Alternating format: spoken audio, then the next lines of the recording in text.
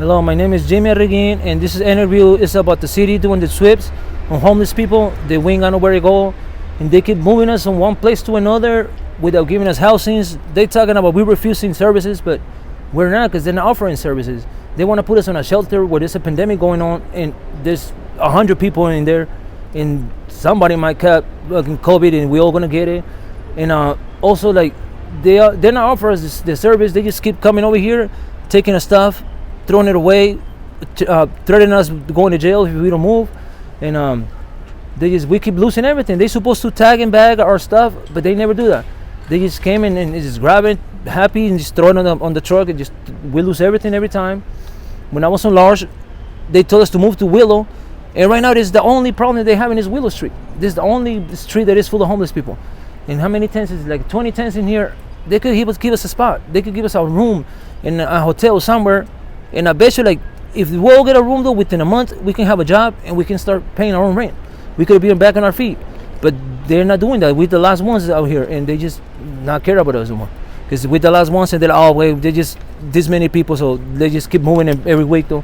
They just keep putting us from here to there. Like right now, what they got going on Willow, nobody can stand on that street. That's illegal. How can you not go and stand on the one street? It's, like you said, it's public sidewalk. We can go over there if you want, but they got somebody over there kicking us out. And now they're gonna do it over here. I hope not, because from here we ain't got nowhere else to go. This is it. This is the last spot. If we go to Large, people don't like us in Large though, because there's like a more housing over there. So they don't. This is like no housing right here. That's why they got us here. But like they don't be doing what they're supposed to do. Like they don't come and clean. They don't give us no cleaning supplies. They don't give us none of that. They're supposed to have a bathroom, a toilet somewhere right here. They don't have it. They have them hella far. Like every time we gotta use the bathroom, we gotta walk like 3 blocks away. That's a long ass walk to go use the bathroom. Yeah. So this is. I hope the city does something for us. And if not, we're gonna sue them. My name is Angel Amador. Home to me means somewhere safe where I can put my things and they don't get stolen, and I can cook food, and I'm safe. People are not resistant to assistance. If they were given proper assistance, then they would be all for it. But what they are being given is, tent cities, and they're getting their stuff stolen by the same people that are supposed to protect them. And if there were proper, the same thing that you or I would want, like a safe place to call home that you can, maybe even lock, and while doing that, get vocational training of some sort that could get you to the point to where you could get into a low-income housing and have the resources to work and the knowledge to work and take care of yourself, then there wouldn't be a homeless problem anymore. I'm very polite and cordial, so my interactions are usually fairly okay, but I've seen quite the opposite with people who don't know how to communicate as well. My name's Mia Caballero. I've with the DPW, everybody knows if you're not home, you lost everything. It doesn't matter what's in your tent. I know me personally, like I keep it in my backpack, but I have my mom's ashes, I have my dog's ashes. People have really personal objects, and it's thrown away. It's never bagged and tagged like they say. There's no, it's never anything like that. If you're not home, they throw it away. And it's like I've seen people dump people out of their tents. I saw DPW dump a girl out of her tent. Yeah, and she was screaming like she kept screaming, "Not again," actually. And yeah, police were right there. I went up to the police and said, can they do this? And they didn't really, they didn't stop it. So it's like they're their own street gang. It's not even like, it's like a gang, and they just do whatever they want, and nobody can do anything about it. I knew a boy that got jumped actually by 8 people on the DPW staff because he was trying to mediate an altercation that was going on between them and somebody else, and all the DPW staff jumped him, sent him to the hospital, and he won't say anything about it because he's scared. Like, it's like a gang. They're exactly like a gang. It's like people really like fear DPW. There's no notice. When they move you, it's like, depending on who it is, who the worker is, they, kind of try to make a spectacle of it. They will, say little jokes or laugh, or, it's just, I don't know, it's kind of, I don't know, it's really unprofessional, very unprofessional, and just kind of cruel. It's not a good thing. Like, I would imagine a lot of people on the street have PTSD and stuff, certain issues like that, and I'm surprised that with how they act, it doesn't like trigger, people, and that it doesn't that anything serious hasn't really happened because of it, because it's very disrespectful. They have no respect at all for anybody when they move people. It's not good. My name is Andrew J. Howard, and this is my story. I arrived in San Francisco in December 23rd of 2019. And shortly after that, as a result of the pandemic, I was homeless. I landed on the streets of San Francisco, and I was living in various shelters and tents. And then the pandemic came, and I was in a shelter-in-place situation. And shortly after that, I was harassed by DPW, where they took all of my belongings, everything I was using to try and make money to survive and get food and exist. And they stripped me of every personal item that I owned without any warning. One morning when I was on Jesse Alley, they pulled up with a trash truck and several workers, and they just started throwing everything into the truck and crushing it. I lost my personal effects, all my ID, and because of that, I couldn't qualify for any stimulus or unemployment benefits as a result of their activity. This happened to me several times over the next several weeks, and then I was advised by the police to go to Main Street in the financial district of San Francisco, 110 Main Street. I didn't have money for a tent, so I pulled an old sail out of the bay and made a lean-to out of it, but I was careful to conform to all sidewalk regulations so people could pass by. And then one morning, on a Friday morning in October, the 2 policemen showed up on bicycles, and they tore down my shelter without any warning, and they left me completely exposed on the streets. I came back after going to try and find work for the day, only to find a stranger in my bed. When I woke him up gently, I asked him to please get out of my bed. He turned around and swung at me with a 28-inch knife, and he cut my nose off, as you can see. I have a scar on my nose. It was hanging down my chin, and they found me laying in the street bleeding out, and the rescue came, and they advised me that I should go into a sleep-safe shelter on 26 and Shotwell Street, which I did after I went to the hospital and had surgery at St. Francis. I'm suffering from this. I've been trying to reach the advocates for victims of violent crime to no avail. I've called 50 times at least, and to the numbers that were given to me, and nobody even answers the call. No voice recordings. I've returned my call. Nothing has helped, and I can't get any relief from anybody in the city. Okay. And how old are you? I'm 25. And how long have you been without a place?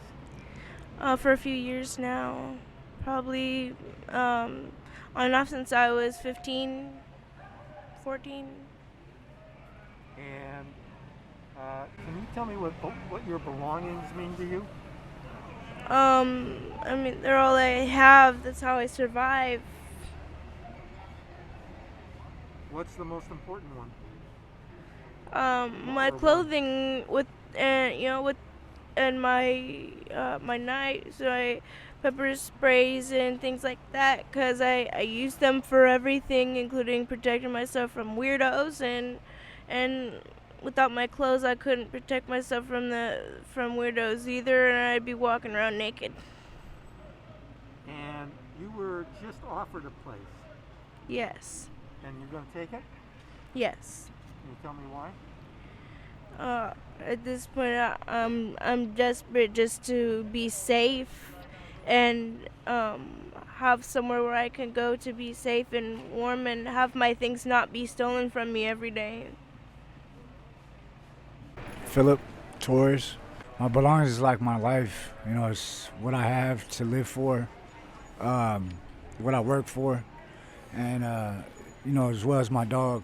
You know, I put a lot of effort into doing things that I needed to do to keep myself going, and that's what my things are. My things are just like, you know, materialistic things. They're something that's actually means something and gets me going and throughout the days and stuff like that. So So what does it mean when they come through and they take it all? that's it's. I wouldn't say hurtful. I wouldn't say angry. I'd probably give it hurtful because people don't know how it is for people that stay on the streets without nothing. People don't see or realize how much harder work we have to do to put full forth effort to getting what we need. So it's like you know, it's just like a waste of time. That's why it's so hurtful because you know we work for what we work for what we get. So And what's your most important belonging? my dog, Your dog. yes, Why? he's a puppy. It's the first time I've actually raised a dog from like my bare hands. You know what I mean? And he's well trained. He's well uh, listened, and he's you know just someone I love. He's just not just an ordinary dog. He's like a human. So you know he means a lot. Paul Rogers. Any type of services, had debate, you know, whether I take it or not because the people who are coming to see us, they asking us to leave. They coming with the police. They coming with garbage trucks, telling us we gotta go. Tents aren't going to be allowed up. And then they say, but we'll send you to Tent City. Okay, I can't sleep on the street in a tent, but you're going to put me somewhere where I can be in the street, in a tent. Then I find one of the places where they do this Tent City, and it's gated in. It's covered so no one can see in nor out. And it's a locked door. And I have to sign in to sign out. All that reminds me of jail. And it also takes me to a point where it was the Chinese they did that to. Concentration camp. So I'm like, why would I want to put myself back in a situation where I feel like I'm in jail, but I'm on the street?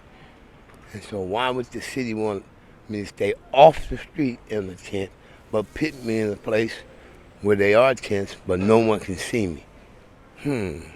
Are they helping me or are they helping themselves? And it's actually they helping themselves. I give it political situation and money to the city.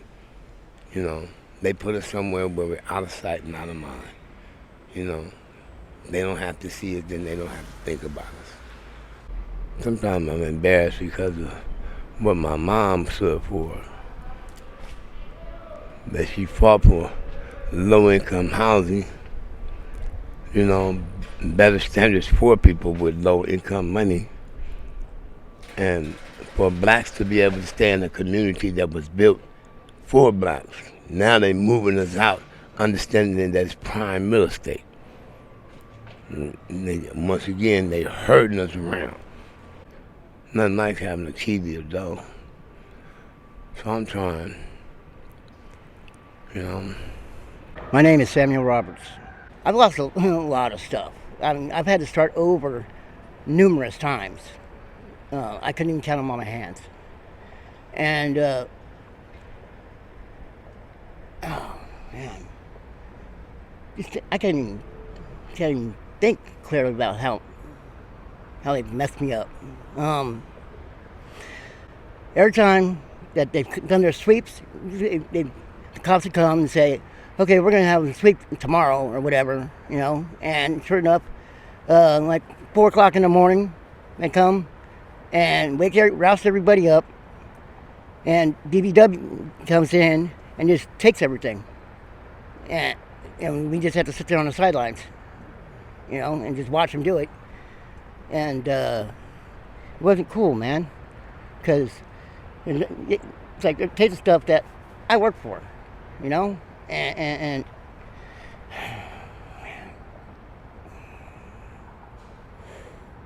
Sorry. A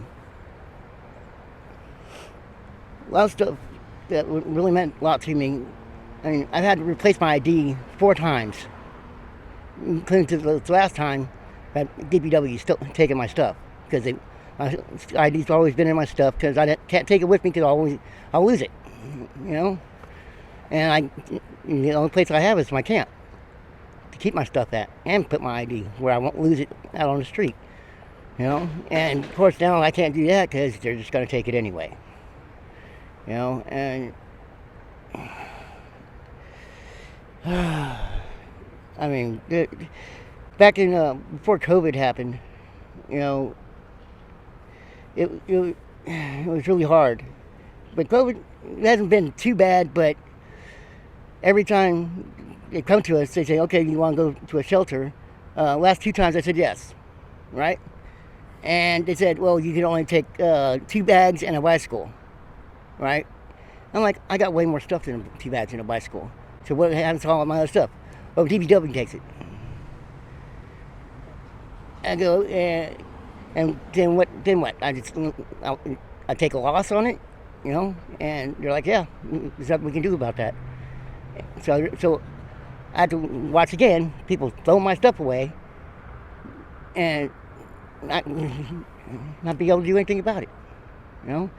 And I've been harassed numerous times by the police officers, telling me that I couldn't be in a certain area, but to go to another area where they wouldn't harass me at, you know.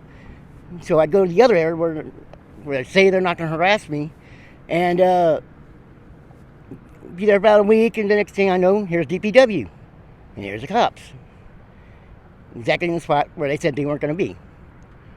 Again, taking all my stuff, and nothing I can do about it. You know, they treat me badly, and again, I had to give up all my stuff except for you know, a few bags and a couple, like a bike and stuff. So, and Okay. I'm having a hard time with this. Yeah.